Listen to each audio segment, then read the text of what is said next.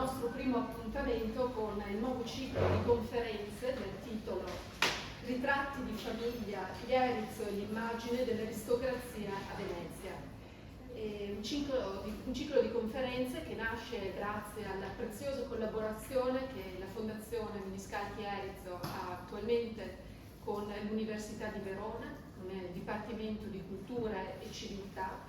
E colgo l'occasione per ringraziare il direttore del Dipartimento, il professor Arnaldo Soldani, la professoressa Alessandra Zamperini e tutti i docenti, sia quelli che parleranno nel corso dei prossimi appuntamenti, sia i docenti che a vario titolo stanno portando avanti questa nuova fase di ricerche e studi sui documenti e i materiali e le opere d'arte della Fondazione Museo Miniscalchi Erizzo.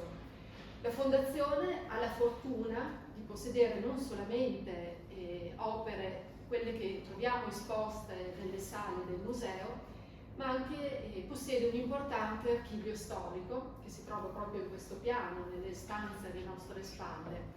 Un archivio storico costituito da fondi di diversa natura, fondi familiari, che confluiti a Palazzo Miniscalchi grazie a matrimoni. Uno di questi fondi, molto importante, è il fondo appunto della famiglia Erizzo. Nel 1808 Marianna Erizzo, che era l'ultima discendente insieme alle due sorelle di questo importantissimo casato veneziano, sposa Luigi Miniscalchi. E grazie appunto a queste nozze, a questo matrimonio, Marianna porta con sé tutti i documenti necessari per la gestione del patrimonio di Marianna stessa. Nel 2019 la Fondazione ha dato avvio ad un importante lavoro di riordino e inventariazione del fondo Erizzo. È un fondo molto vasto, costituito da più di 1000 buste, quindi tantissimo materiale, mai compiutamente studiato. E sulla base di questo lavoro di riordino dell'archivio, a cui è seguito poi anche l'intervento di restauro su una delle opere più importanti della Fondazione, che è il ritratto del procuratore Niccolò Erizzo, opera di Alessandro Longhi del 1767, restauro condotto da Attilio Todeschini, è stato possibile avere nuovo materiale di studio per arricchire, proseguire nel lavoro di ricerca che è fondamentale per un museo. Un museo, diciamo, non è solamente un luogo dove si apre la porta, dentro i visitatori, ma deve continuamente crescere, deve continuamente contribuire alla ricerca anche universitaria. E ringrazio il nostro ospite di oggi, il professor Federico Barbierato, per aver accolto il nostro invito e aprire questo ciclo di conferenze. Ecco, riassumere il curriculum del professor Barbierato è stato complicato, quasi come riordinare il fondo Erizzo, perché si occupa ma non occorre neanche farlo, diciamo, di moltissime cose. Innanzitutto si è laureato in storia presso l'Università Ca' Foscari di Venezia, attualmente professore di storia moderna presso il Dipartimento Cultura e Civiltà dell'Università di Verona, insegna inoltre storia moderna all'Università della Svizzera Italiana di Lugano. Si occupa di storia sociale della cultura e ha studiato in particolare il dissenso religioso, la miscredenza, la censura e la circolazione del libro proibito fra XVI e XVIII secolo. Sul piano territoriale si interessa prevalentemente alla Repubblica di Venezia. Tra i suoi molti libri ricordiamo The Inquisitor in the Hut Shop, Inquisition, Forbidden Books and Unbelief in Early Modern Venice del 2012, La rovina di Venezia in materia dei libri proibiti, Il libraio, Salvatore De Negri e l'Inquisizione veneziana del 2008, Politici e ateisti, percorsi della miscredenza a Venezia tra 6 e 700, Libro e censure, Milano 2002. È membro del comitato editoriale della rivista Società e Storia, cofondatore, membro del coordinamento e responsabile della sezione Anagrafe del portale di Storia Moderna, cofondatore del sito storiadivenezia.it. codirettore di numerose collane editoriali, cito solamente Studi di storia europea protomoderna, codirettore anche della collana Storia e Culture e della collana Chiese e Culture Religiose.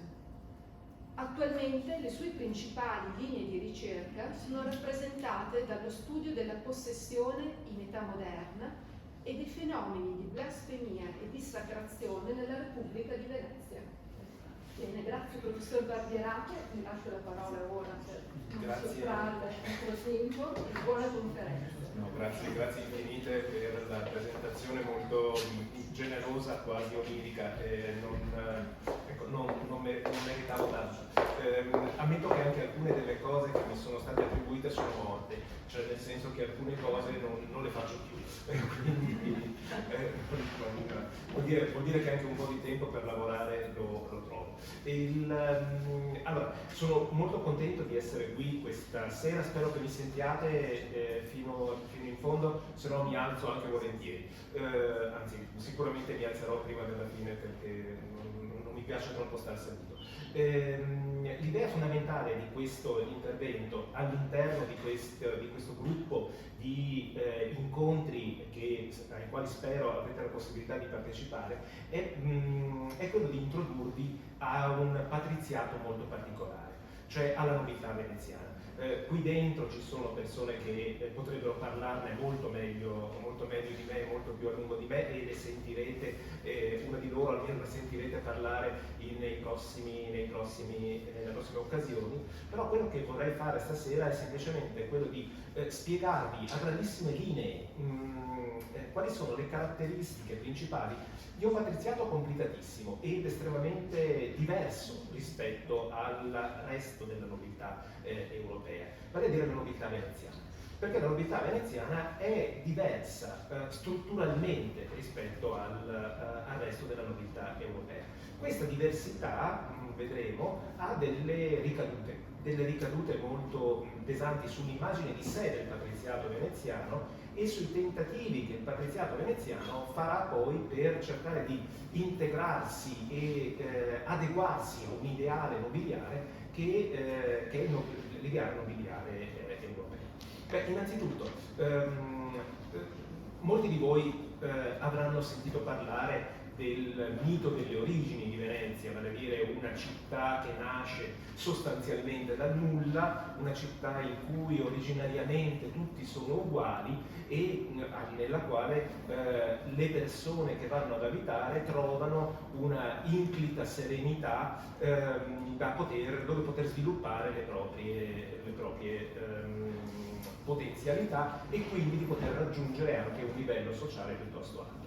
Ecco, questo appartiene appunto alla sfera del mito, quindi diciamo, mi verrebbe da dire che è falso come Giuda, ma è abbastanza legato a una presentazione che Venezia fa di se stessa, che avrebbe fatto di se stessa, per autorizzare la propria immagine come l'immagine di un luogo ideale, come l'immagine della patria della libertà, come l'immagine della patria delle libertà originarie. Però è un mito che ebbe una grande persistenza e una grande consistenza nel delineare uno degli aspetti fondamentali della nobiltà veneziana, vale a dire la supposta uguaglianza fra i nobili veneziani, che è uno degli elementi più caratterizzanti e che adesso vedremo.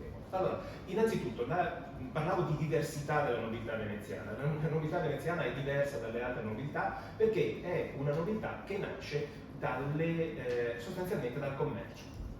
Mentre il resto della nobiltà europea è per lo più una nobiltà di origine feudale, quindi legata a famiglie che venivano investite di un titolo da parte di un'autorità che di norma era l'autorità imperiale per delle attività che quella famiglia aveva prestato nei confronti dell'impero o comunque del regno. La nobiltà veneziana in realtà nasce da un concetto di ricchezza. e di ricchezza basata su uno degli elementi maggiormente ritenuti in contraddizione con l'idea di nobiltà, vale a dire il commercio. In nessun altro posto d'Europa la nobiltà è compatibile col commercio, o fai commerci o sei nobile. Se sei nobile, la prima cosa da fare è vivere more nobilium, secondo il costume dei nobili. In Europa il costume dei nobili è quello di possedere la terra, di combattere quando combattono, o comunque di non svolgere le cosiddette arti vili. E le arti vili sono, che so, il prestare denaro, lo svolgere attività mercantile e così via.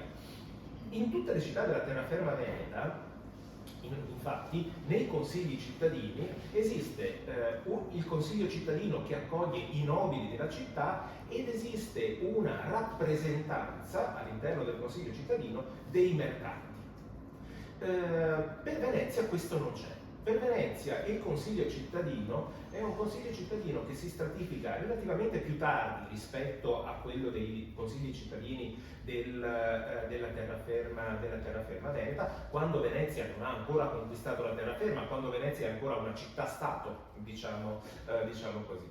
E il processo di coagulazione di questo elemento giunge a un momento di particolare rilevanza fra il 1299 e il 1310, vale a dire in un periodo che viene chiamato dagli storici quello della serrata del Maggior Consiglio, 1297 scusate, perché ma in realtà comincia nel 1299. Serrata del Maggior Consiglio che cosa vuol dire? Beh, vuol dire che il Maggior Consiglio era stato uno dei primi organismi creati per governare Venezia. Vi sedeva all'interno vi sedevano i rappresentanti delle famiglie più ricche della città e che in qualche modo davano una direzione alla politica della città. È un organismo appunto fondato nel 1143 che per 2 secoli continua ad ospitare, da una forma molto magmatica, perché continua ad ospitare famiglie che entrano, ma come sono entrate possono uscire dal Maggior Consiglio. Che cosa accade quindi con la serrata del Maggior Consiglio 200 anni dopo? Beh, succede una cosa molto semplice. Viene consolidato il Maggior Consiglio, viene serrata, viene chiuso il Maggior Consiglio, si fotografa quella situazione, perdonate il termine, ma non me ne vengono di migliori, viene fotografata la composizione del Maggior Consiglio in quel momento e la presenza del Maggior Consiglio viene resa ereditaria, vale a dire che le famiglie presenti in Maggior Consiglio in quel momento avrebbero continuato ad essere presenti all'interno del Maggior Consiglio, mentre altre non avrebbero potuto o dovuto entrare. È un processo in realtà un po' più fluido di così, perché per l'appunto intanto dura un certo numero di anni, la fotografia, diciamo una fotografia in movimento, un time lapse, per cui per quel primo novero di anni alcune famiglie cominciano a entrare nel Maggior Consiglio, ma è nel momento in cui si chiude questa diciamo, operazione di chiusura, di serrata, che il patriziato veneziano diventa esattamente quello che è, un patriziato cittadino. Una nobiltà, ma una nobiltà per certi versi inventata. È una nobiltà autoriconosciuta, è una nobiltà non riconosciuta da un potere esterno e superiore come poteva essere l'imperatore, come poteva essere il papa, come poteva essere il re di Francia e così via. È la stessa nobiltà veneta che si riconosce come nobiltà. E questo è un grosso problema, ad esempio, nei rapporti con le nobiltà della terraferma, perché le nobiltà della terraferma hanno e potevano vantare origini molto più antiche e titoli nobiliari molto più pesanti e importanti dal punto di vista della nobiltà europea. Però, ancora, ripeto, in questo momento, agli inizi del 300, Venezia è ancora una città-stato. Le sue mire espansionistiche sulla terraferma sono ancora ben al di là da venire e pertanto la nobiltà si struttura e comincia a strutturarsi come un meccanismo che deve prima di tutto tenere in piedi quell'ideale di città-stato basata sull'uguaglianza che aveva dato origine a questo gruppo di nobili. Se avete qualche vaga lettura di storia veneziana, sapete anche che la Repubblica di Venezia è anche chiamata Serenissima. Serenissima era uno di quegli appellativi che la stessa Venezia attribuisce a se stessa, basandosi su che cosa? Basandosi sul fatto che quel termine sottolineava la pace sociale che regnava all'interno della città. Questo è un altro dei grandi miti di Venezia, cioè l'idea che Venezia ottenga e costruisca con la sua nobiltà una repubblica in grado di soddisfare gli appetiti, soddisfare le ambizioni di tutte. Non trovo molto di meglio che leggervi le parole di Antonio Milledonne. Antonio Milledonne è un segretario del Consiglio dei Dieci, una carica altissima, molto alta. Antonio Milledonne non è un nobile, è un cittadino veneziano che scrive questo dialogo, un dialogo fittizio con un suo corrispondente romano, per informarlo della struttura del governo veneto. È una scrittura interessantissima per molti aspetti, ma a me interessa solo farvi leggere o leggere insieme a voi queste poche righe in cui lui descrive la struttura della società veneziana. Avete a sapere che Venezia ha 3 ordini di abitanti: nobili, cittadini e popolo. A questi tutti, e vi prego di notare la scelta delle parole che vengono utilizzate dal Milledonne, a questi tutti è stato provveduto convenientemente secondo la loro condizione, o vogliamo dire capacità, dal che succede che cada uno si contenta dello stato o essere suo, o non tenta col turbare la quiete universale di passare più oltre. Quindi che cosa vuol dire? Vuol dire che a ciascuno di questi strati di popolazione è stato fornito, è stato dato, è stato garantito quello che gli spetta secondo la propria capacità, e tutti sono contenti dello stato in cui si trovano. Ai nobili che sono nati al governo, guardate bene, la nobiltà come elemento caratterizzante la nascita, quasi se fosse un elemento genetico. Sono nati al governo, sono geneticamente portati al governo. Ai nobili che sono nati al governo e al dominio, e perciò il Signor Dio gli ha donato spirito e forze naturali di poterlo mettere in atto, quindi il responsabile della scelta della nobiltà sta comunque in Dio, che ha dotato i nobili, che dota i nobili della forza necessaria per poter amministrare. Toccano gli uffici di comando, i magistrati, i giudicati, i reggimenti, i consigli criminali e civili, che sono le quarantie, cioè 40 giudici integerrimi, ritorneremo sugli integerrimi, per cada una di esse. Queste quarantie sono 3, le quali io intendo sotto il nome di consigli, sotto il quale viene anche il consiglio di pregadi e il consiglio di 10. Questi uffici sono in tanto numero, per grazia del Signor Dio, che comodamente suppliscono al loro bisogno. Che cosa vuol dire tutto questo? Vuol dire sostanzialmente che il governo a Venezia è esercitato solo ed esclusivamente dai nobili. Quando sentite parlare di Repubblica di Venezia, vi prego che non passi per la testa a nessuno che si tratti di una repubblica di tipo moderno. La Repubblica di Venezia ha una componente di governo che è esclusivamente rappresentata dai nobili. Credo sia inutile ripetere che si tratta di nobili maschi, perché le donne non hanno una partecipazione diretta al governo, e tutti i consigli e tutti gli uffici della Repubblica sono nelle mani della nobiltà. Nessun ufficio, nessun tribunale, nessuna autorità di governo è affidata al di fuori dall'area nobiliare. Veneziana, mi raccomando, anche quando Venezia conquisterà la terraferma, nessun ruolo politico centrale sarà affidato ad esempio ai nobili di Verona o ai nobili di Vicenza o così via. Sarà la nobiltà veneziana a continuare ad amministrare e a governare. Va oltre ovviamente Mille Donne, dice ai cittadini sono dai nobili concessi. Anche in questo caso, come vedete, il linguaggio è abbastanza esplicativo. I cittadini sono tali per concessione dei nobili e che concedono loro alcuni uffici inferiori come le notarie, le scrivanie, le cancellerie e simili, e di più hanno il governo delle scuole grandi, che sono alcune onorate confraternite, ove si possono occupare con loro soddisfazione. Quindi ai cittadini, che è il secondo strato della popolazione veneziana, viene affidato qualcos'altro e loro sono contenti. Al popolo, il popolo è il resto, quindi non pensiate che popolo equivalga a poveri.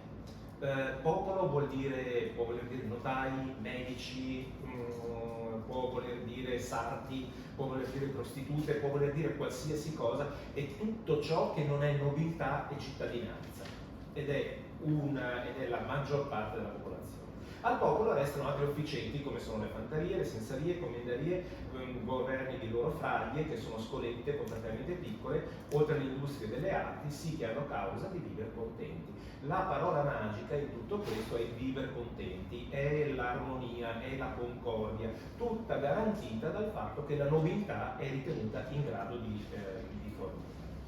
Il meccanismo diciamo di governo veneziano per l'appunto è quello repubblicano, al cui vertice c'è comunque una figura, e questa figura è quella del doge. Il doge ha una origine bizantina. Venezia è stata a lungo formalmente suddita di Bisanzio, almeno fino al 1204, quando Venezia conquista Bisanzio, che è un particolare non indifferente, ma il doge ha in origine una figura bizantina che aveva originariamente sempre un potere molto ampio, però attribuire un potere molto ampio a una sola persona contrastava con l'idea di nobiltà e con l'idea repubblicana, perché l'idea repubblicana veneziana era quella dell'uguaglianza tra i nobili, e pertanto lo stesso doge progressivamente comincerà a perdere le proprie caratteristiche attraverso un istituto che si chiamava la promissione dodale, che era una specie di giuramento che il doge doveva prestare, in cui giurava la fedeltà, una fedeltà sempre più marcata alla Repubblica. Questo arrivava dopo una serie di conflitti interni alla Repubblica molto forti, che avevano portato poi alla deposizione di vari dogi e così via, però a partire dal Trecento, a partire da quel momento in cui il maggior consiglio si chiude in se stesso, da quel momento in poi la situazione tenderà a consolidarsi. Avremo un maggior consiglio all'interno del quale potranno sedere tutti i nobili che abbiano compiuto i figli maschi non religiosi di famiglie nobili che abbiano compiuto i 25 anni, e quello rappresenterà la base della nobiltà. La Costituzione veneziana, questo è uno schema riassuntivo ottimistico della Costituzione veneziana. In realtà le magistrature veneziane sono centinaia, letteralmente centinaia, e sono molto complesse, davvero molto complesse. Queste sono le principali, e sono quelle tra l'altro che nominava anche Mille Donne.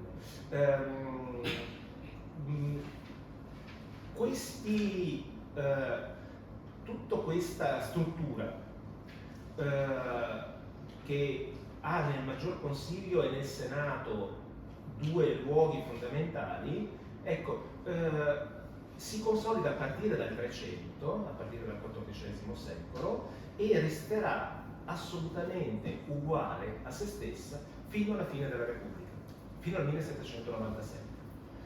Questo è uno degli elementi di maggiore e di straordinaria ricchezza da parte di Venezia, originariamente, ma è anche, e si rivelerà essere, uno degli elementi di straordinaria debolezza di Venezia nel momento in cui tutto il resto d'Europa procederà nei confronti di rinnovamento delle proprie strutture di governo, mentre il sistema di governo veneziano rimarrà sempre uguale. Questo si avanza tempo per fare del folklore dopo, per spiegarvi come avvengono le elezioni a Venezia, che avvengono in maniera molto strana, avvengono mettendo insieme l'elemento della casualità e l'elemento della scelta. Vi faccio vedere solo per curiosità come si elegge il doge.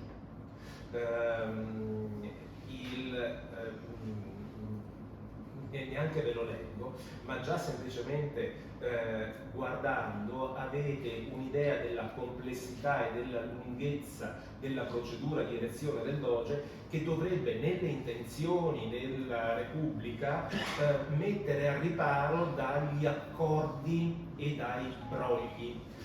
Broglio, tra l'altro, è una parola di origine veneziana e che designa un luogo, che è il luogo di fronte a Palazzo Ducale, quello che guarda sostanzialmente la biblioteca marciana, che era chiamato broglio ed era il luogo dove si ritrovavano i nobili per parlare e per discutere, per organizzare le elezioni. Mantiene il nome per noi sinistro di imbroglio perché sembra essere un qualcosa di illecito, ma in realtà era l'operazione lecita di stringere rapporti e di creare alleanze.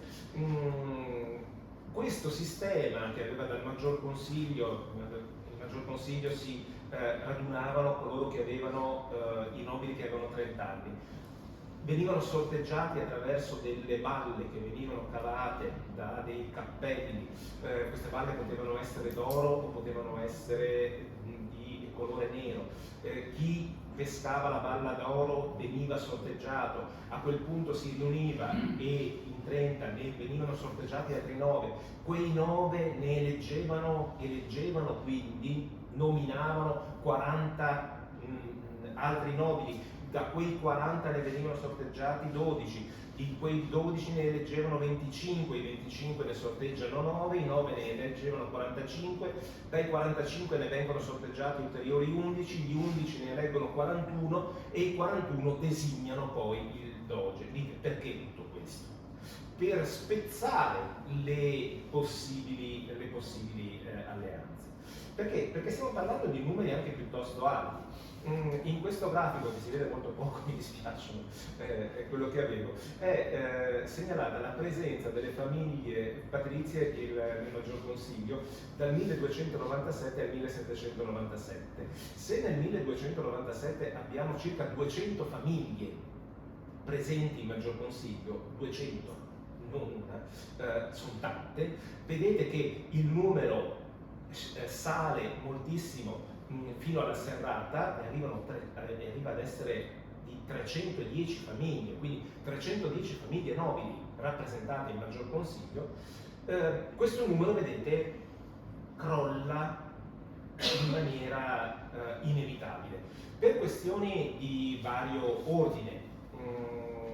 Un po' perché, vabbè, nel 1348 arriva la peste, il 60% della popolazione schiatta e intere famiglie si estinguono. Un po' perché alcune famiglie capiscono che non hanno un guadagno effettivo da rimanere all'interno della nobiltà veneziana e pertanto decidono di uscirne o di autoestinguersi. I tentativi che verranno fatti in seguito verso la seconda metà del 600, vedete questa curva in rialzo, sono legati per lo più al tentativo di recuperare famiglie che che chiedevano di ottenere il titolo di nobili veneziani, ma per ottenere quel titolo erano disposti a pagare 100.000 ducati.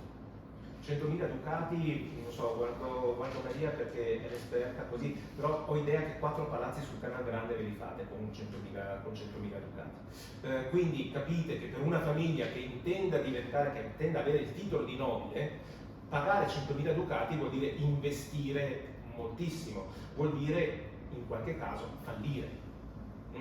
E vedete che il numero non è poi così alto e sicuramente decresce nel corso del periodo. Ecco, la presenza dei patrizi. Di quante persone però stiamo parlando in Maggior Consiglio? Il Maggior Consiglio è comunque sempre un organo deliberativo. È il Consiglio all'interno del quale vengono prese le decisioni che dovrebbero impattare su tutta l'amministrazione della Repubblica. Se all'inizio del 300 partiamo con un 600 nobili circa presenti alle riunioni, alle sedute del Consiglio, verso l'inizio del 500 noi arriviamo già ad avere 1500 persone che partecipano alle sedute del Maggior Consiglio. Ora vi chiedo, secondo voi, quale capacità decisionale ha un organo con 1500 persone? È un problema di ordine decisionale. Come funziona una decisione? La decisione deve essere presa sulla base di informazioni. Queste informazioni, che ne so, arrivano da lontano. Abbiamo un ambasciatore a Parigi che scrive a Venezia, il suo dispaccio ci mette 21 giorni di norma ad arrivare, deve essere letto il dispaccio, deve essere presa una decisione e dobbiamo rispondere all'ambasciatore, quindi con altri 21 giorni di ritardo, il quale deve agire in un certo modo presso quella corte dove lui è rappresentato. Questo accade per Roma, questo accade per Vienna, accade per Costantinopoli, accade a tratti per Londra, quindi i nobili veneziani fanno gli ambasciatori in tutta Europa, ma potete capire la difficoltà di prendere delle decisioni di fronte a un'organizzazione così pletorica. È per questo motivo che progressivamente si attua una sorta di silenziosa, mettiamola così, selezione dei nobili e quella uguaglianza originaria va in realtà a scontrarsi con un elemento fondamentale, la disuguaglianza profonda fra le famiglie. La nostra idea,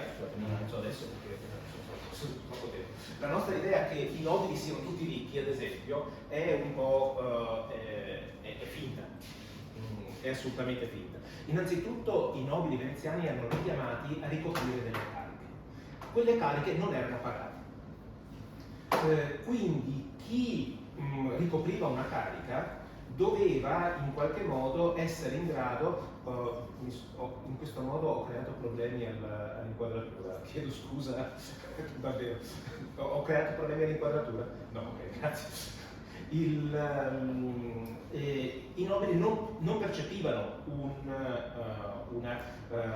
uno stipendio per ricoprire le cariche che dovevano ricoprire. I senatori, vale a dire, il Senato è un organismo che viene fondato nel 1260, è originariamente formato da 60 membri al quale che dovevano prendere delle decisioni in maniera evidentemente più rapida rispetto al Maggior Consiglio, ma anche questo molto rapidamente viene integrato da quei 60 senatori che vedete da sopra, più la zonta è il termine che in pressoché tutte le magistrature veneziane presenti è una aggiunta, perché occorreva impiegare i nobili, è una zonta di altre 60 persone, di altri 60 nobili che si uniscono al Senato e ai quali si uniscono anche i membri della quarantia criminale, 40 membri della quarantia criminale. Quindi nel giro di pochissimo tempo che cosa abbiamo? Un Senato che da 60 persone diventa un Senato di 200 persone.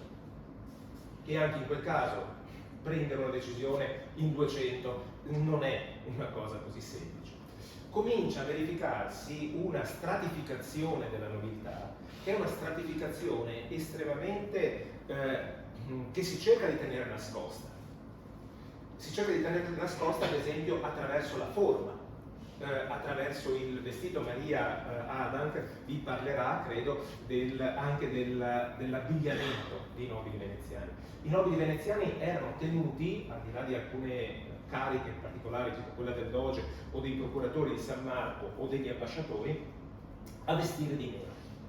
A vestire di nero e ad avere dei vestiti che li rendessero indistinguibili dagli altri.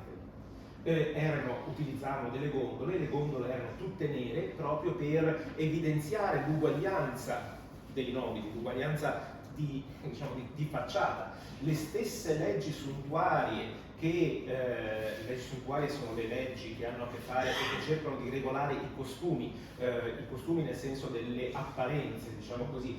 Queste stesse leggi suntuarie che intervenivano per regolare i vestiti nobiliari intervenivano anche, ad esempio, a tenere sotto controllo che la costruzione dei palazzi e i palazzi abitati dai nobili non superassero troppo dei limiti di ricchezza che li rendessero particolarmente superiori a quelli degli altri, perché questo avrebbe creato scontento. L'idea fondamentale era comunque sempre quella, l'idea di un'uguaglianza, ma ripeto, è un'uguaglianza totalmente finita. Se noi andiamo a vedere le famiglie e i nomi delle famiglie che ricoprono le cariche più alte dello Stato, vale a dire Dogado, il Consiglio dei 10 e il Senato, questo è il primo livello, sono sempre le stesse famiglie. Abbiamo quindi una presenza di una nobiltà alta, composta soprattutto delle case vecchie, che sono le case originarie, che continuano e continueranno per secoli a governare ai livelli più alti della Repubblica. Abbiamo poi una classe nobiliare intermedia. Questa classe nobiliare intermedia è mediamente povera, mettiamola così, e avrà la possibilità di accedere al massimo al livello delle quarantie. Vedete quella quarantia criminale? Se vi ricordate, prima il nostro Mille Donne ci aveva parlato di 3 quarantie. C'è una quarantia civile, una civil nova, una civil vecchia e una quarantia criminale. È un corpo di 120 persone, è un tribunale d'appello, al quale vengono di norma eletti e nominati dei nobili di media levatura, creando qualche problema, perché, mettiamolo così, una causa civile nella Venezia del 500 o del 600 può durare tranquillamente 3 e 4 generazioni.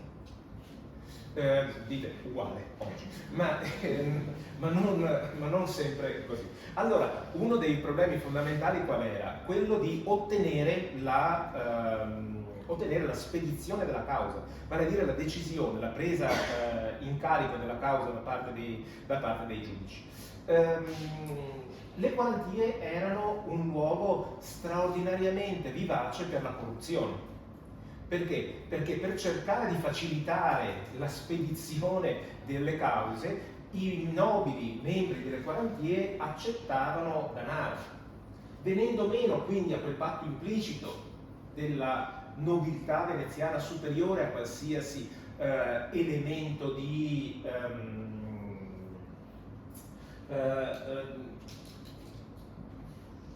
turbativa nei confronti dell'idea dello Stato. Perché la nobiltà veneziana doveva avere l'idea dello Stato sopra a tutto il resto. È l'idea profonda della Repubblica. Poi esiste una nobiltà, diciamo così, povera. Nobiltà povera, quando intendo povera, intendo proprio povera, cioè intendo nobili che chiedono l'elemosina. I nobili che chiedevano l'elemosina, ai nobili che chiedevano l'elemosina era richiesto di indossare un cappuccio per non farsi riconoscere.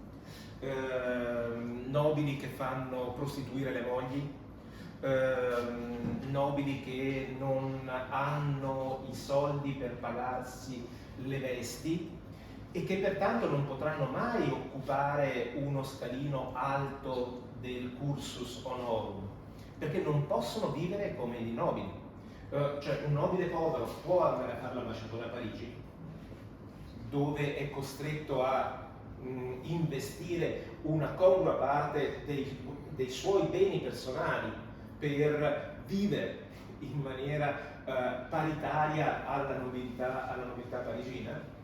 Evidentemente no. Quindi abbiamo una quantità enorme di nobili che vengono di fatto esclusi dalle cariche e la cui unica partecipazione è quella al maggior consiglio. Si cerca di intervenire, guardate bene, si cerca di intervenire con dei sussidi speciali a queste famiglie, ma se leggete Giacomo Casanova, la storia della mia vita di Giacomo Casanova, che è una delle più belle letture che potete fare se volete conoscere un po' il Settecento veneziano, al di là degli aspetti, diciamo così, lubrichi ed erotici del testo, vi porterà con sé in alcune di queste case di nobili poveri, in cui racconta appunto che questi si bruciano i mobili per potersi scaldare durante i mesi invernali.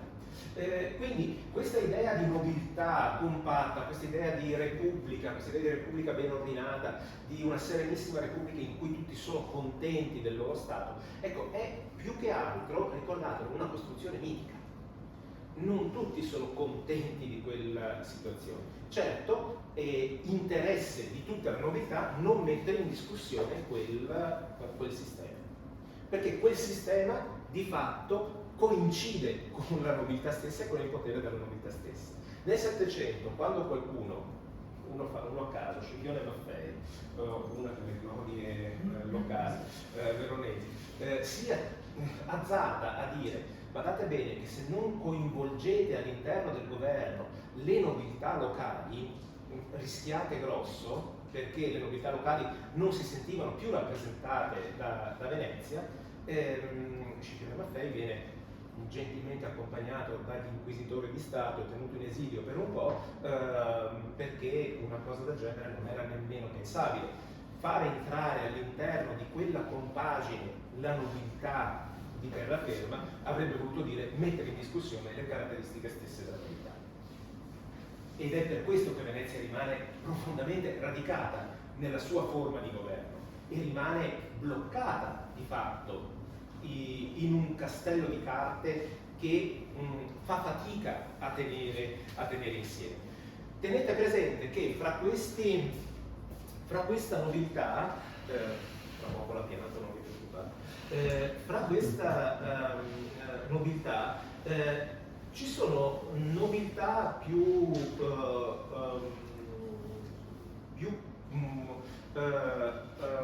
nobili di altre. Ho andato avanti ma dovevo stare fermo, scusate. Il Consiglio dei 10, che è questo, è probabilmente uno degli elementi centrali di tutta la politica e di tutta la struttura del governo veneziano per tutta l'età moderna. Viene fondato nel 1310 come organo straordinario, perché nel 1310 c'era stata una rivolta, un tentativo di rivolta contro questa diciamo, spinta oligarchica che alcune famiglie nobili vedevano nella serrata del Maggior Consiglio. E quindi Baiamonte Tiepolo e Giacomo Querini, due nobili veneziani, avevano guidato una rivolta, e quella rivolta che si dice sia fallita perché gli casca addosso un vaso di fiori all'entrata di Piazza San Marco. Ma non è vero, è una finta.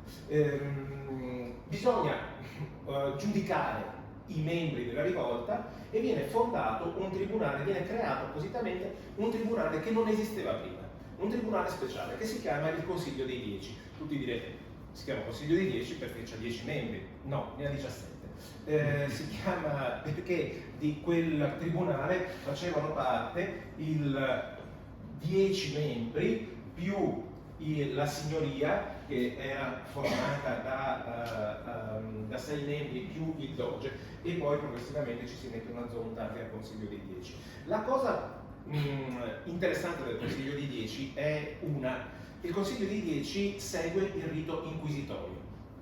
Il rito inquisitorio è un rito giuridico, un rito giudiziario che è assolutamente spostato, che è assolutamente sbilanciato dalla parte del giudice ed è del tutto non garantista per quanto riguarda invece l'imputato. Vale a dire che il rito inquisitorio dà la possibilità di indagare senza notizia di reato, quindi si può cominciare a indagare senza che sia arrivata la notizia di un reato, ma qualcuno magari è sospetto e pertanto lo si indaga, di carcerare qualcuno senza spiegargli il motivo per cui è carcerato, di tenerlo in carcere per tutto il tempo per cui c'è bisogno senza dire il perché, di torturarlo dovesse essere necessario farlo, e di prendere decisioni anche piuttosto drastiche sulla sua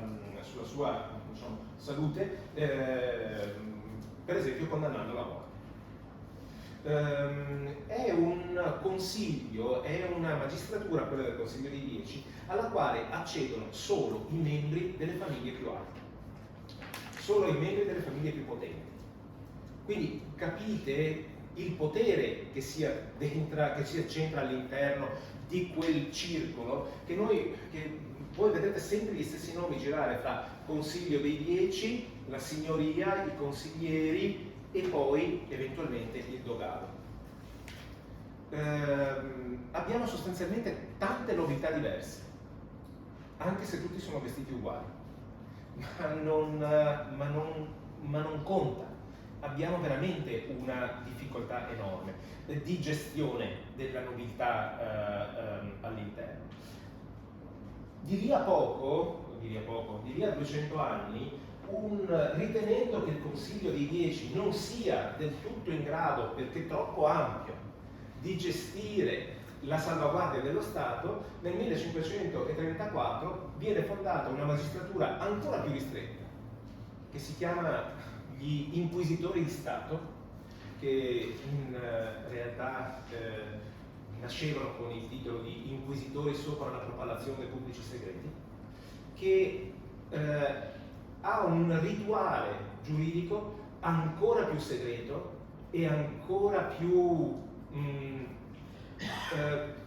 libero, diciamo così, rispetto al Consiglio dei 10, e si occuperanno delle materie principali, delle materie più alte, fra cui per esempio la disciplina dei nobili, e quindi terranno sotto controllo i comportamenti degli altri nobili, terranno sotto controllo la loro moralità e serviranno anche come una sorta di polizia interna alla nobiltà. Non vorrei avervi dipinto un quadro troppo fosco, voglio dire, su questo. Cioè, a buona parte della nobiltà, di quella nobiltà veneziana, non interessava poi così tanto accedere ai più alti livelli dello Stato. Una buona parte di quella nobiltà continuava a vivere abbastanza tranquillamente facendo il proprio mestiere di mercante. Quello che cambia progressivamente, e con questo davvero tendo a chiudere, poi se avete delle domande volentieri se riesco a rispondere, quello che comincia a cambiare progressivamente all'interno della nobiltà veneziana è un cambiamento di carattere antropologico, vale a dire la nobiltà veneziana non assomigliava e non assomiglia in nessun modo alla nobiltà europea. Una delle cose che veniva detta dai nobili europei era per esempio cavalcare come un veneziano. Oggi si dice guidare come un veneziano, o guidare come uno di Rovigo, ma insomma l'idea fondamentale era che ai veneziani ad esempio mancava questo elemento fondamentale che era rappresentativo della nobiltà europea: andare a cavallo. Può sembrare una cosa stupida, però andare a cavallo era sinonimo di nobiltà. Andare in giro in carrozza era sinonimo di nobiltà. Non che a Venezia i cavalli mancassero, molte famiglie compravano cavalli, sono censiti una settantina di cavalli a Venezia nel 600, quindi vi immaginate i poveri cavalli che se ne vanno in giro per Venezia. Però i veneziani si sentono diversi in qualche modo dalla novità europea. Prima di tutto perché non hanno terre. Ma dopo che hanno conquistato la terraferma, fra il 1380 e il 1420, Venezia conquista tutto il suo stato di terraferma, uno stato che va essenzialmente dall'Adriatico fino all'attuale provincia di Bergamo, e che a sud si spinge fino al Polesine e a nord fino al Cadore. Quindi è uno stato regionale molto ampio. I nobili veneziani cominciano a investire, ma non investono più in quello che li aveva resi ricchi, vale a dire nella mercanzia, nel mercato, nel commercio internazionale. Cominciano a investire nella terraferma, cominciano a investire in quello che fa il nobile. Il nobile lo fa il possesso della terra. E cominciano a investire non tanto in vista di una produzione, diciamo così, benché vivano di fatto nel luogo in Europa dove le rese agrarie sono più alte. La pianura padana ha delle rese agrarie che sono di 1 a 7 quando, cioè pianti un chicco e ne ottieni 7, quando in Francia è di 1 a 3,5, quindi come dire, volendo, la pianura padana avrebbe potuto tranquillamente essere sfruttata in termini molto, molto migliori dal punto di vista agrario. Ma l'importante è possedere terre. È vero che nel frattempo c'è stato quel piccolo problema, quel piccolo incidente che Colombo ha scoperto l'America e che viene doppiato il Capo di Buona Speranza e pertanto tutto il mercato che prima era nelle mani dei mercanti veneziani che attraverso Alessandria e Tripoli portavano le spezie ai mercati continentali si era estremamente ridotto. Ma questo elemento di contaminazione, chiamiamola così, con la terraferma diventa fondamentale per i veneziani. I veneziani vogliono cominciare ad assomigliare agli altri nobili, vogliono parlare la lingua degli altri nobili, e la lingua degli altri nobili è per l'appunto andare a cavallo, saper ballare, avere dei contatti con il mondo esterno. Era difficilissimo per un nobile veneziano avere contatti con il mondo esterno. Gli era vietato. Da chi? Dagli inquisitori di Stato. Perché? Perché i veneziani erano ossessionati dal segreto di Stato. D'altra parte, voi pensate, 1700 persone che discutono di cose di politica, volete che qualcosa non salti fuori? Cioè, volete che non ci sia un qualche spiffero che viene lasciato andare? In tutto questo ho lasciato stare le donne veneziane. Della dogaressa sicuramente vi dice qualcosa Maria Adak, ma non di sole dogaresse vive la nobiltà veneziana. Le nobili veneziane hanno ovviamente una vita all'interno delle case che è una vita anche di rapporti sociali.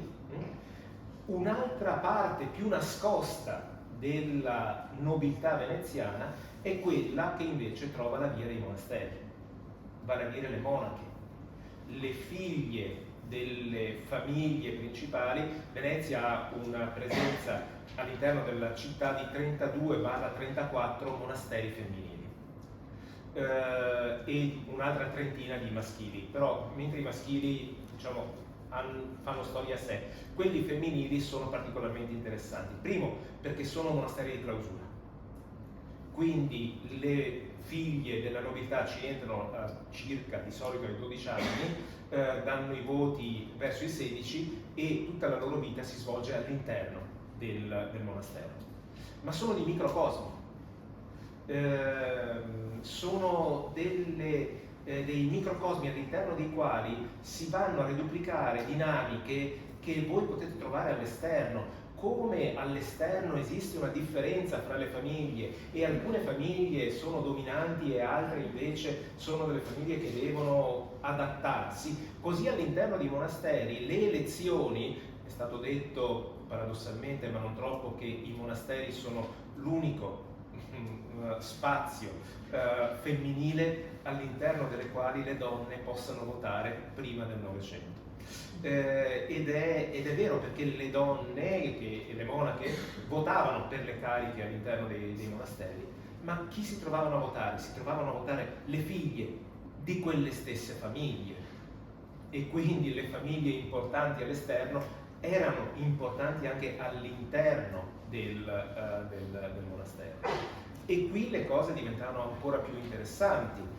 Dai quadri di Longhi, ad esempio, potete avere una idea piuttosto plastica di che cos'è un parlatorio delle monache. Vedete questi parlatori molto affollati. Affollati di chi? Di parenti che vanno a parlare con le monache, ma anche di una vasta umanità di persone che usa i monasteri come luogo di sociabilità. Una delle prime cose che fa un ambasciatore quando arriva a Venezia è trovarsi un amante all'interno di un monastero però di alto livello, in modo che possa recuperare informazioni che vengono trasmesse dalla famiglia, possa arrivare attraverso le monache. Ecco, quella nobiltà rimarrà attonita di fronte a Napoleone. Rimarrà attonita perché non saprà trovare una risposta.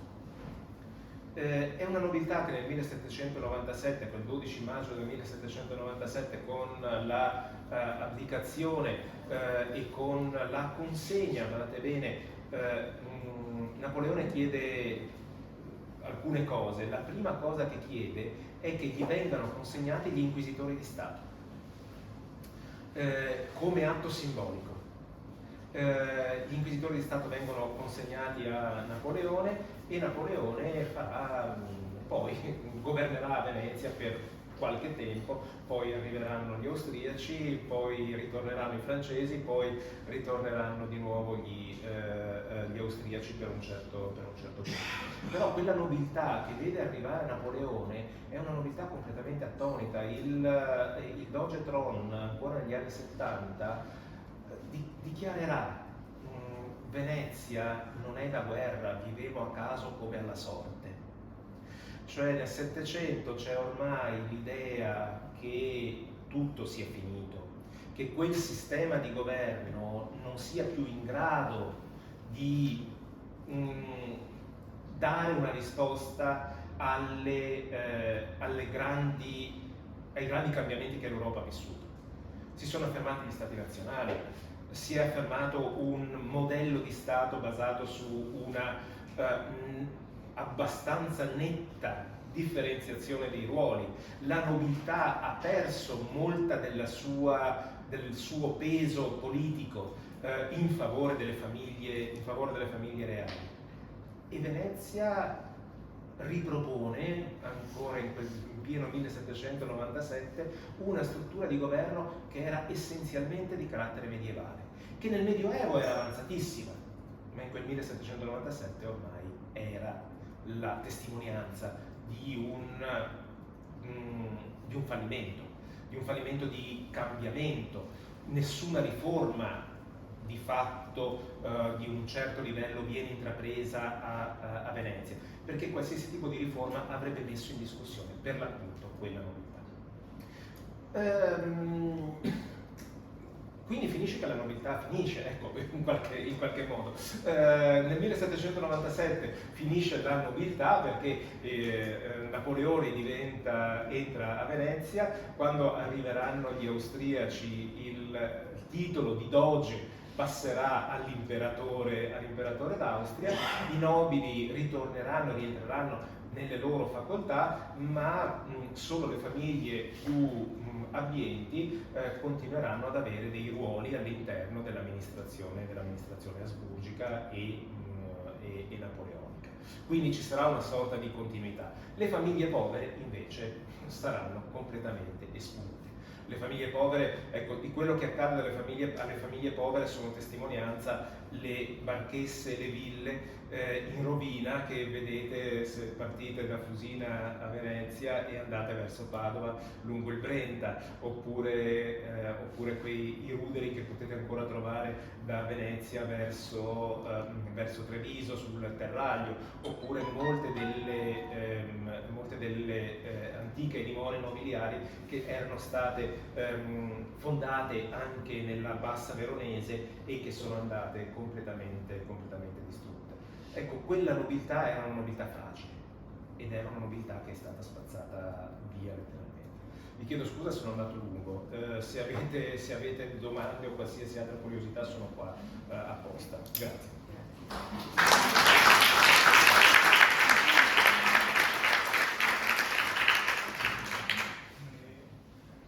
I cadetti, no, di questo gran consiglio, di questi senatori, eccetera, non facevano i militari come in altre realtà.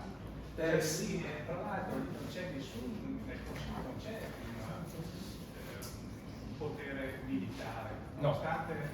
Allora, l'esercito di Venezia è molto particolare. Venezia non ha un esercito proprio, ha un esercito sostanzialmente mercenario. Si basa su truppe mercenarie. Solo più avanti avrà una marina sua e capace in qualche modo di combattere.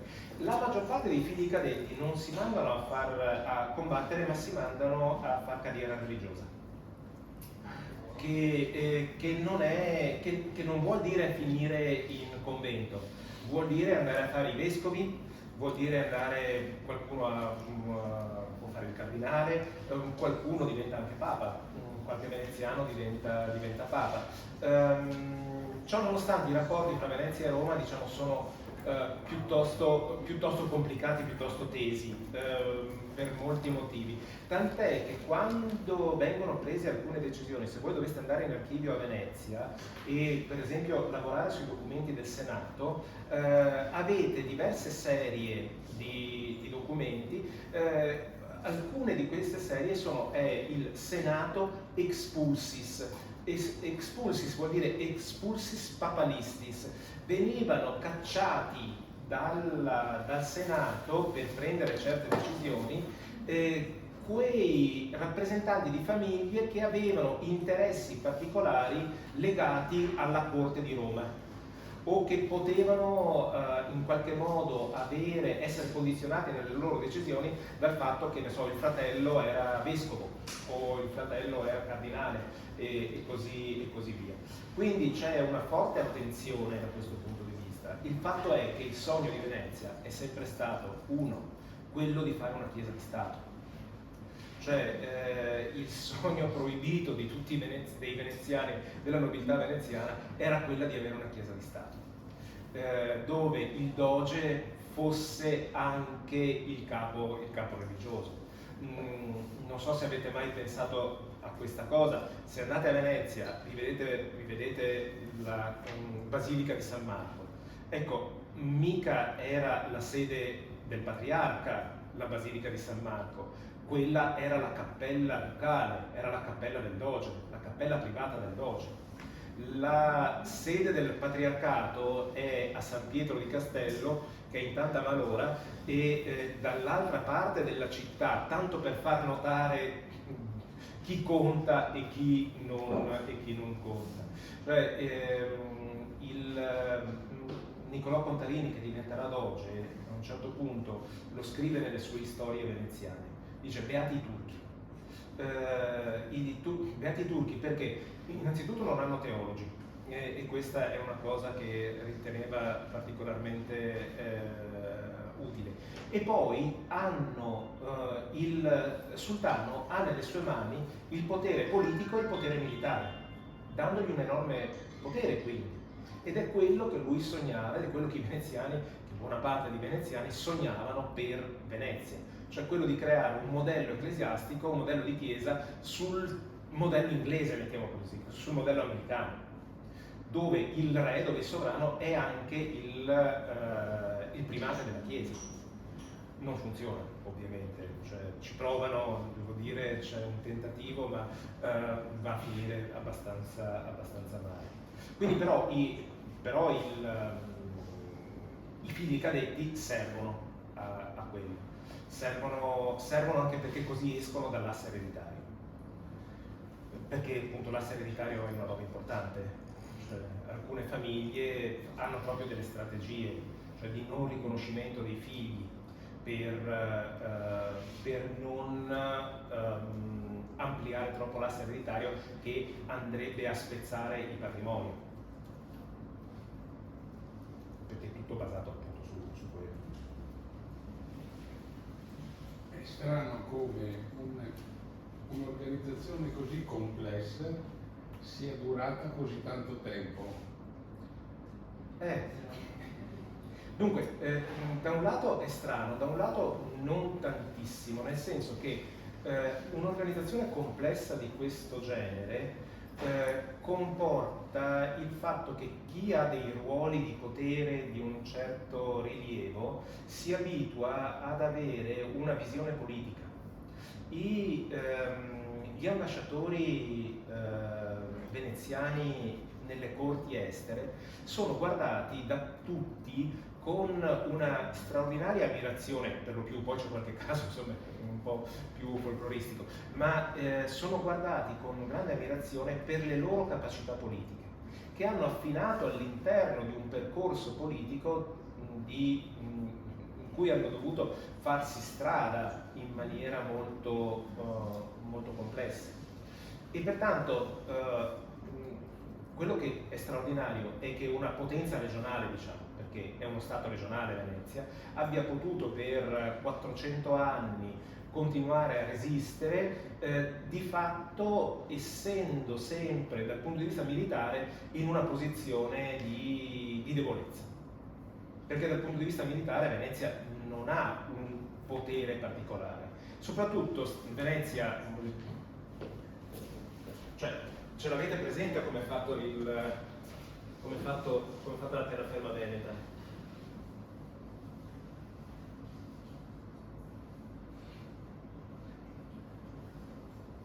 Cioè, questa è la terraferma veneta. Date un'occhiata ai confini cui deve fare fronte. Cioè, hai il Ducato di Mantova a sud, ma soprattutto hai il Papa a sud, che preme. Sopra hai tutti i possedimenti asburgici variegati nelle loro dimensioni, cioè il principe vescovo di Trento, hai tutte altre cose. Hai la Confederazione Svizzera a nord e poi hai il Ducato di Milano, che vuol dire la Spagna, ce l'hai a ovest. Parma è sotto l'influenza francese, come lo è spesso anche Mantova. Cioè, vuol dire essere da parte dei turchi, che non è il problema più grande. Ma insomma, però su questo Venezia, ad esempio, fa guerra con i turchi, ma non smette mai di fare commercio con i turchi. Anche durante le guerre, anche durante la guerra di Candia, che dura 20 anni, di più, si combattono i turchi, ma non si smette di fare commercio con i turchi. È quella forma di pragmatismo mercantilista che è forte nei veneziani.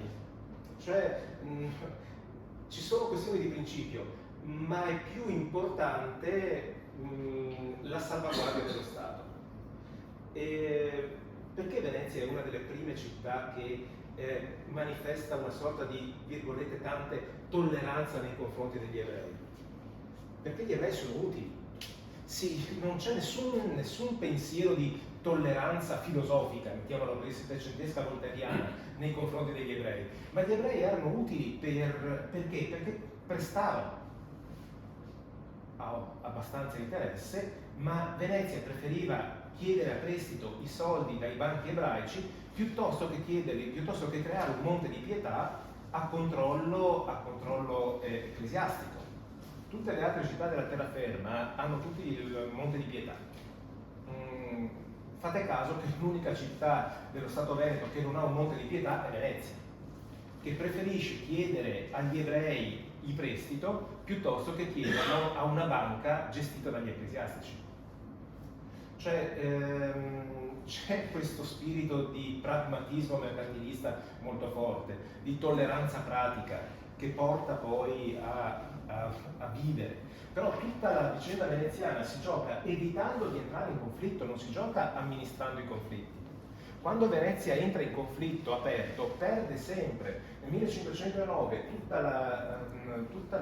tutti i possedimenti di terraferma vengono spazzati via e Venezia riesce a riconquistarli non mica militarmente, ma dal punto di vista diplomatico. Ritornerà in possesso dei suoi possedimenti. Ogni volta che Venezia viene attaccata non riesce a difendersi. D'altra parte provate a pensare che cosa vuol dire difendersi da quella struttura là, cioè tutto lo Stato Veneto fa 2.500.000 abitanti, la Francia nel 600 ne fa 20 milioni, nel 700 ne fa già 30 milioni di abitanti. Stiamo parlando di cose diverse, tanto diverse.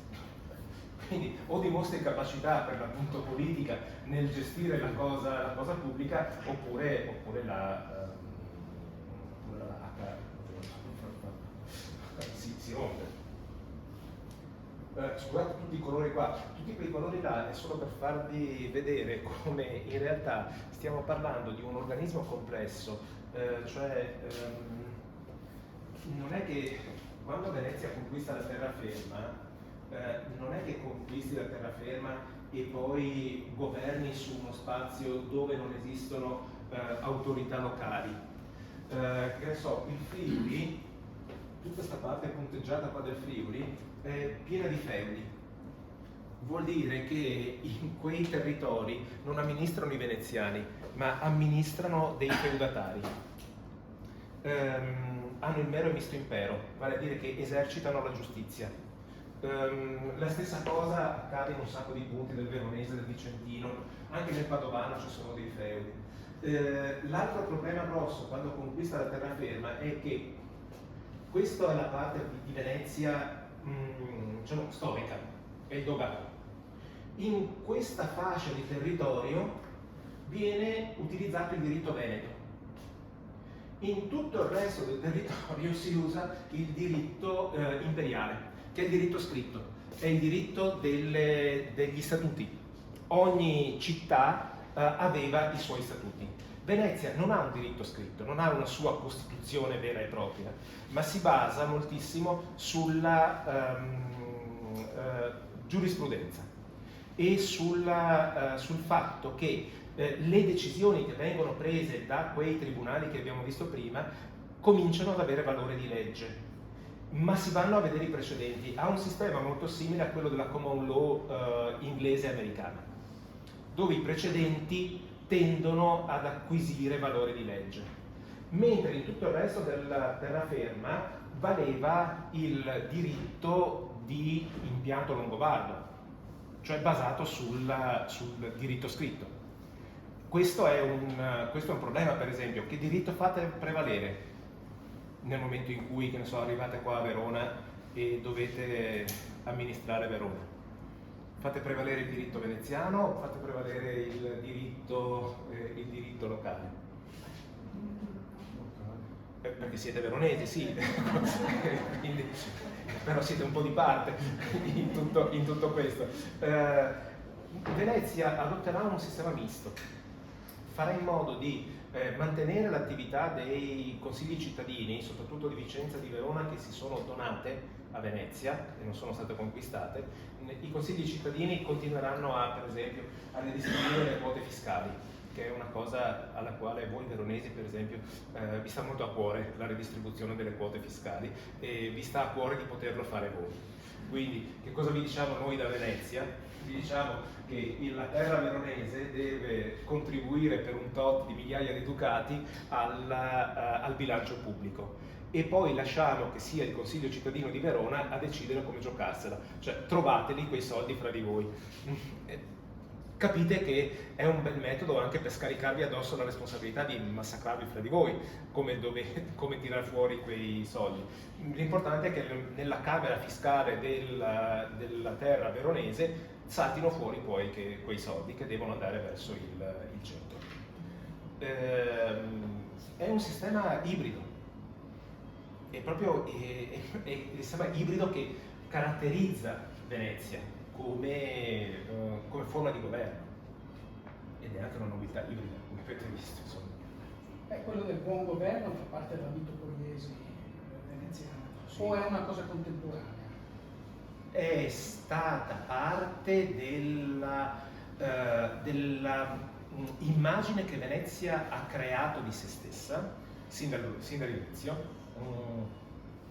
Lo ha fatto attraverso una serie di rituali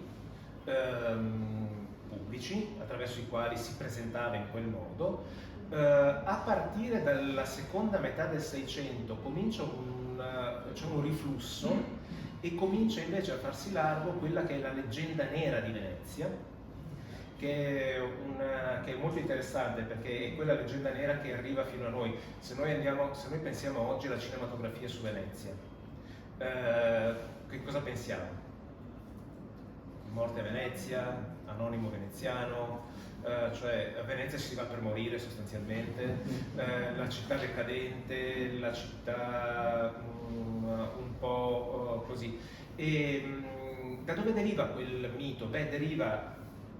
La cinematografia deriva dall'antimito veneziano ottocentesco, per cui i melodrammi ambientati a Venezia, il Fornaretto di Venezia, i Due Foscari e così via, sono tutti basati su un'idea di un potere occulto e che va a colpire in modo cieco. Anche i muri hanno orecchie, non si può, la città misteriosa e così via.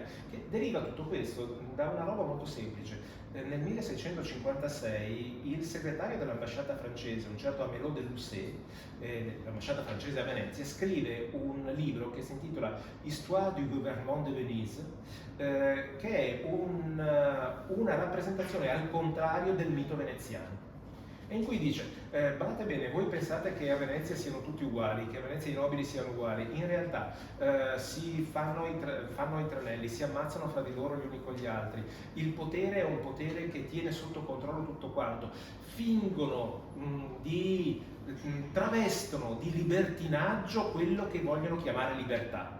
Ecco, dice una serie di cose di questo genere. Il libro viene tradotto in tutta Europa e comincia ad avanzare quella leggenda nera che ormai nel corso dell'Ottocento e nella fine del Settecento Napoleone è in testa quando arriva a Venezia. Cioè Napoleone quando arriva a Venezia è completamente impregnato di quella leggenda nera di Venezia, tant'è che quando darà incarico a suo cognato, a Pierre Daru, che è stato uno dei primi storici della Repubblica di Venezia, di scrivere una storia di Venezia in 11 volumi, non mi ricordo, è una storia di Venezia tutta in nero, tutta a tinte foschissime. Cioè, Napoleone era convintissimo di questo, era convintissimo che Venezia fosse la sentina di tutti i mali, e quindi quando la invade con un preciso scopo, cioè quello di liberarla. Ma vi posso assicurare, non perché conosco Napoleone, ma non lo fa per cattiveria, lo fa perché è profondamente convinto di questo aspetto. È convinto di dover liberare Venezia, ma lo fa sulla base di quella rappresentazione.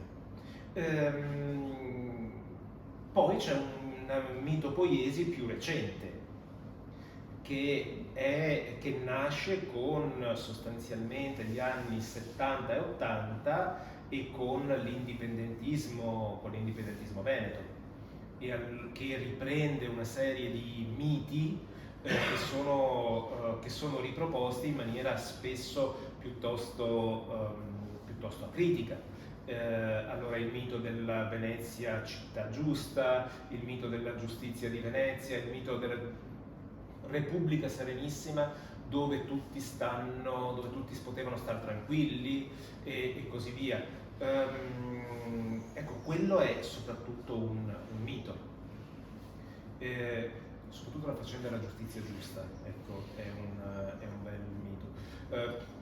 ogni tanto lo ricordo, tanto per darvi un'idea delle condizioni di vita anche nella terraferma veneta. C'era un gioco molto diffuso nella terraferma veneta che si chiamava il Chi va lì e consisteva nel prendere un archibugio. Ci si nascondeva dietro un albero o dentro un fosso, si aspettava che passasse qualcuno, si diceva chi va lì, se questo rispondeva gli sparavi. È un giochetto che fa una cinquantina di morti l'anno nella terraferma veneta. Quando pensate alla Venezia Serenissima, pensate anche a questo aspetto, cioè a un luogo dove la violenza, dove l'impossibilità di controllo dell'ordine pubblico è assolutamente simile a quello che c'è in altri paesi europei del periodo.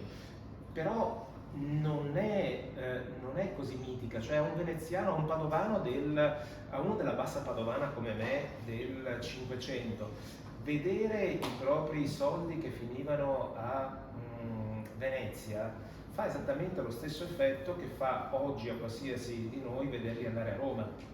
Cioè questo mito poi di Venezia come luogo ideale, i padovani avessero potuto seppellirla a bestemmie Venezia, l'avrebbero fatto molto volentieri.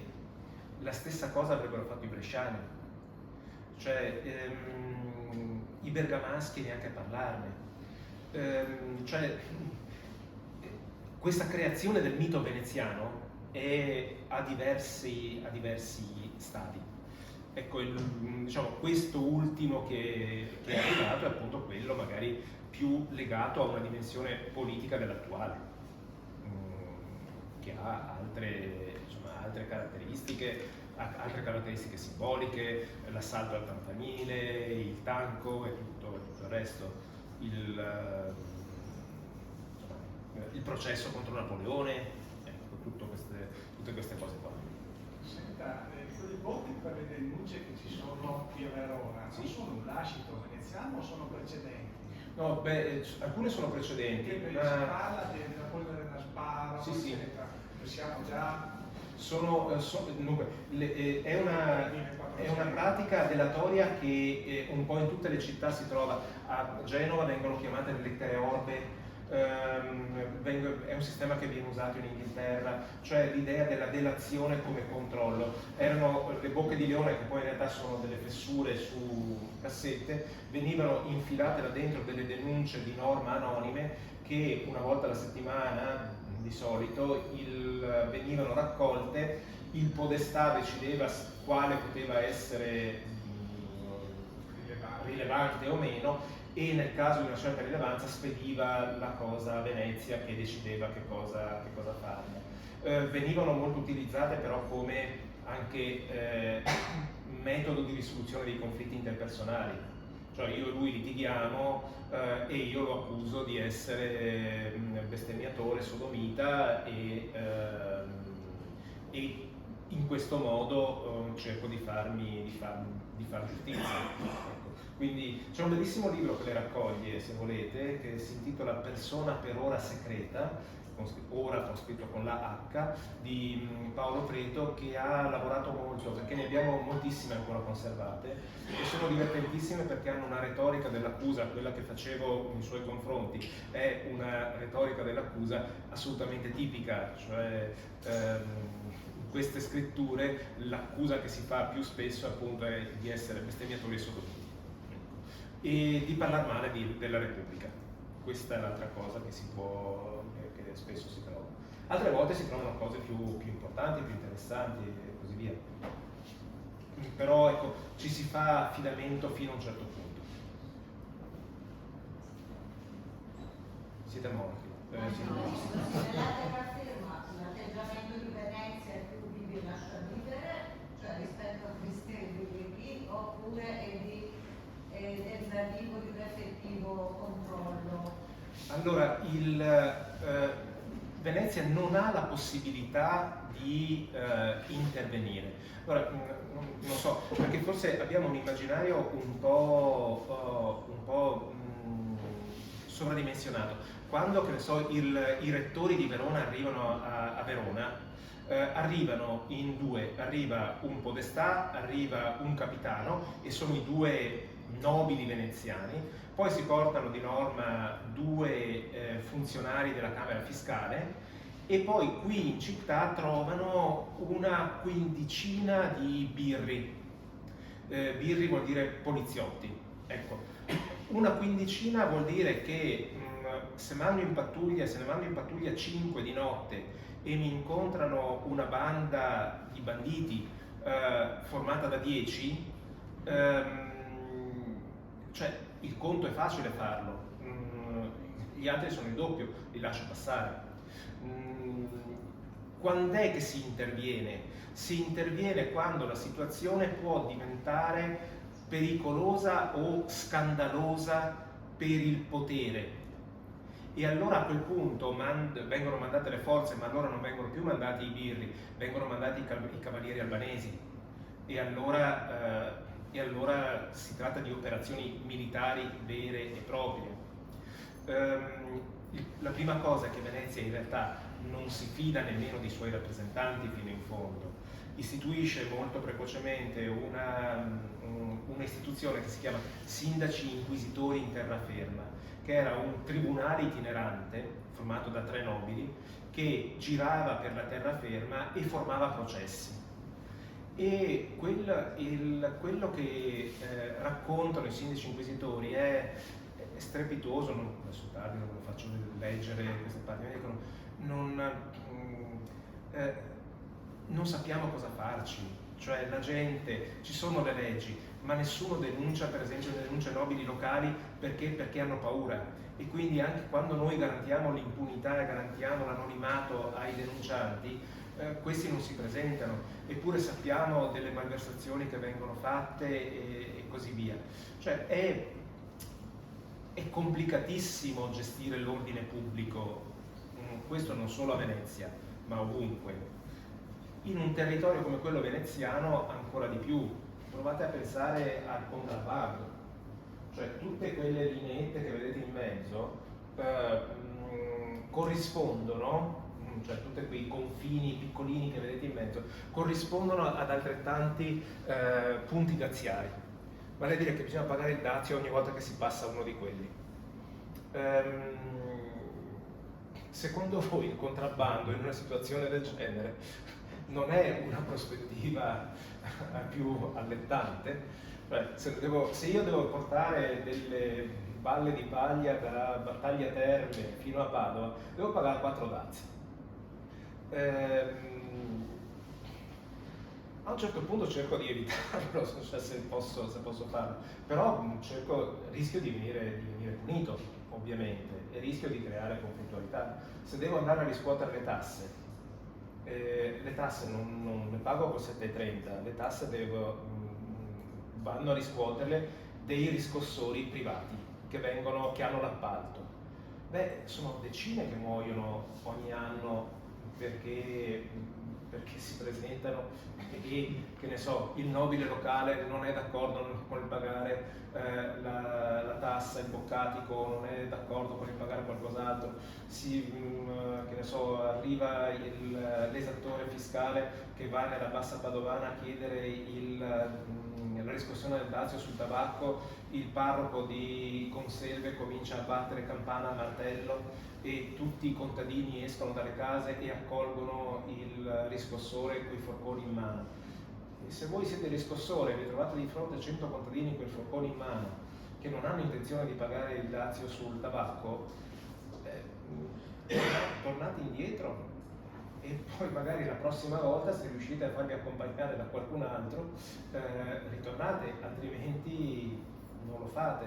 Cioè non dovete minimamente pensare a un'amministrazione che abbia anche minimamente a che fare con l'amministrazione attuale, con la precisione degli accertamenti burocratici e così via. Cioè è una situazione completamente diversa.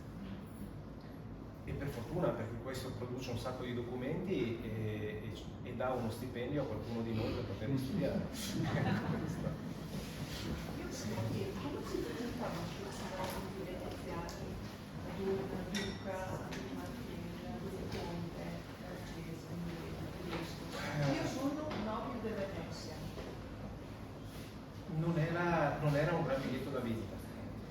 era un gran biglietto da visita, infatti quelli che si presentavano di norma erano gli ambasciatori oppure erano i membri del collegio oppure il doge stesso.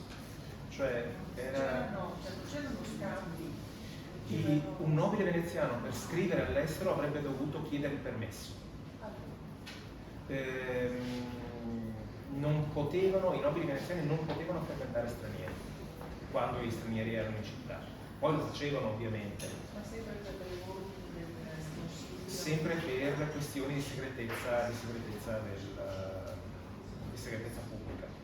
Poi ovviamente lo facevano, cioè non è che non lo facessero, però l'ordine era quello di mantenere la distanza, cioè l'isolamento. Scusate. Scusi? Se la facevano, se lo sono fatto, se lo sono contato. Sì, certo. Però ecco, che ne so, un nobile cremonese è un nobile cremonese, è un nobile di nomina imperiale. Vado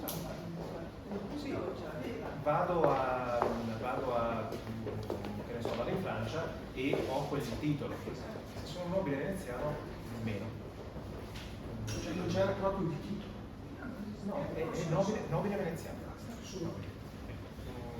E io a Venezia mi riconosco di essere estremamente importante, però il riconoscimento esterno è più limitato.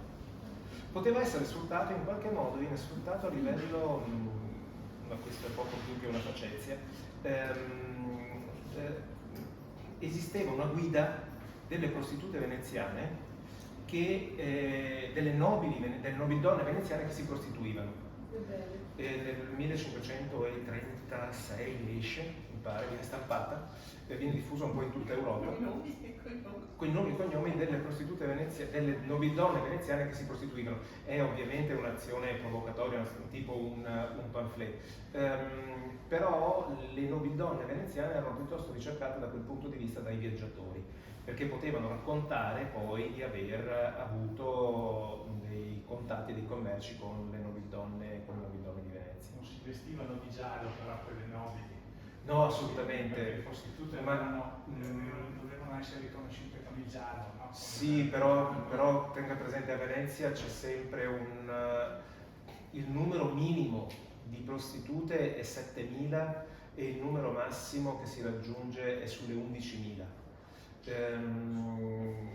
Quindi capisce che poi non tutte ovviamente, cioè l'idea della prostituta e la prostituzione è un mestiere che in una città come Venezia è funzionale al mantenimento dell'ordine pubblico, è anche incrementata perché c'è una fobia nei confronti dell'omosessualità e quindi l'attività della prostituzione femminile è molto incentivata dallo Stato. Ma molte di queste prostitute non sono prostitute, sono 365 giorni l'anno, ma sono donne che magari si prostituiscono per il periodo di assenza del marito parte, va in muda e sta via 6 mesi e magari non fa più avere sue notizie, si pensa che sia morto,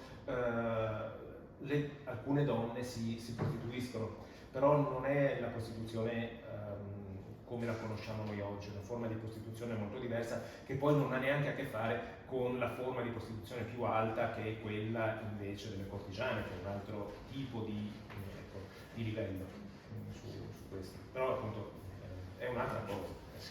Mettiamolo così. Grazie infinite per la presenza.